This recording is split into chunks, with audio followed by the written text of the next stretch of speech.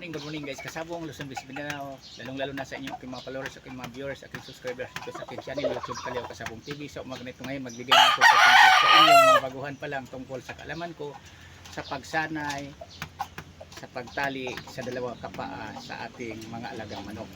Bago ang lahat, kasabong ipagpatuloy ko, ipakila ko sa inyo, ito siya ang mga palahi ko rin na mga medium size. Yan, simple lang ang pagmumukha. Yan, basa ang buntot kasi nakatali lang ito. Ang pagtali pala sa manok, para sa inyong mabaguhan pa lang, kailangan sanay natin dalawa kapaa. Ang pagsanay, ang ginagawa ko, isang linggo na nakalagay ang tali niya sa bandang kaliwa. Pagkasunod linggo naman, isang linggo din nakalagay dito, nakatali sa bandang kanan. Kailangan kaliwa o kanan, kailangan sanay ang dalawa niya kapaa sa ating alagang manok.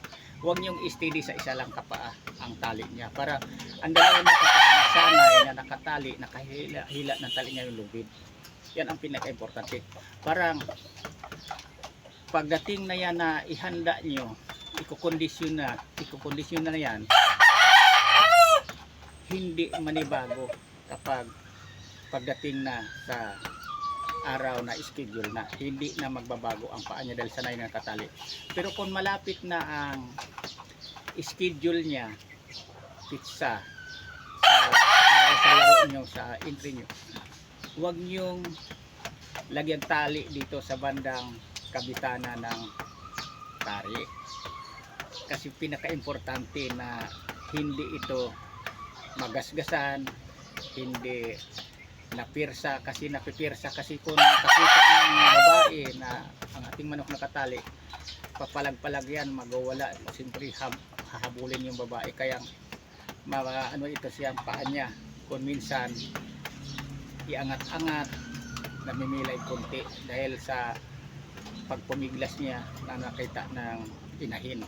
Yan ang pinaka-importante, ingatan na natin yan kapag ihanda na natin ikokondisyon. Pero yung nagpakatali pa lang sila, tulad ng mga lugon, ang gagawin lang natin yan, ilipat-lipat lang sa kabila ang paantali. Isang linggo dito sa kabila, nasa inyo na yan, kung araw-araw ba lipat-lipat nyo o kaya buwanan. Sa akin, lingguhan ang ginagawa ko, isang linggo dito sa kaliwa, isang linggo naman sa kanan. Yan ang ginagawa ko, kaya ang aking mga manok hindi manibago yan, kasi sanay ang dalawa nila kapaa, hindi nakiliti, sanay na nakahila-hila ng lubid tali nila. Yan ang pinaka-importante sa pagtali sa manok. Huwag natin i-steady lang dito sa kabilang paa, lipat-lipat lang. Yan ang pinakadabis na pagdaanan ko na sa pag-alagag manok, kasi na pagdaanan ko rin na ang manok ko hindi ko nilipat-lipat ang tali,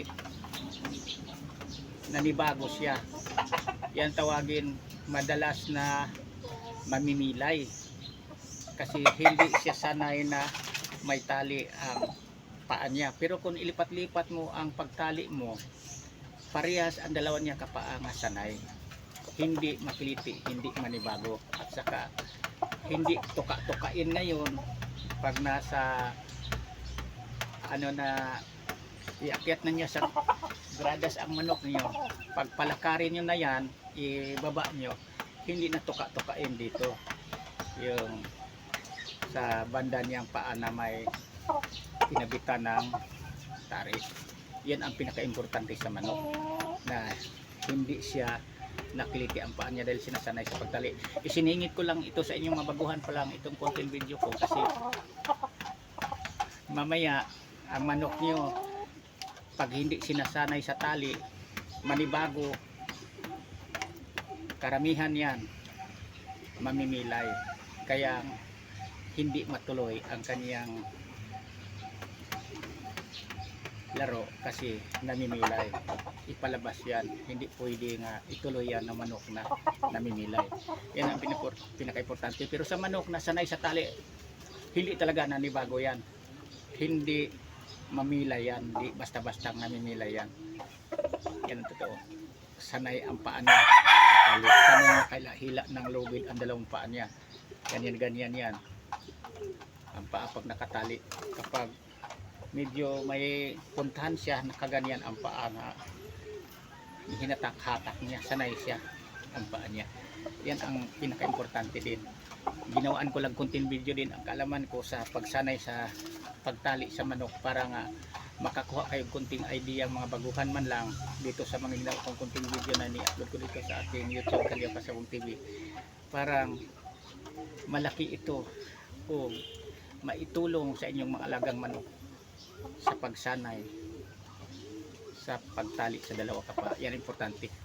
Ulitin ko, huwag niyong steady dito sa isa kapa lang. Kailangan palipat-lipat ang paglagay natin sa tali sa ating mga alagang manok para nga hindi tayo argabyado pagdating sa industriya sa laro sa manok. Ang manok natin mo laro ng maayos, hindi magbabago kapag sanay siya na may tali ang kanyang paa.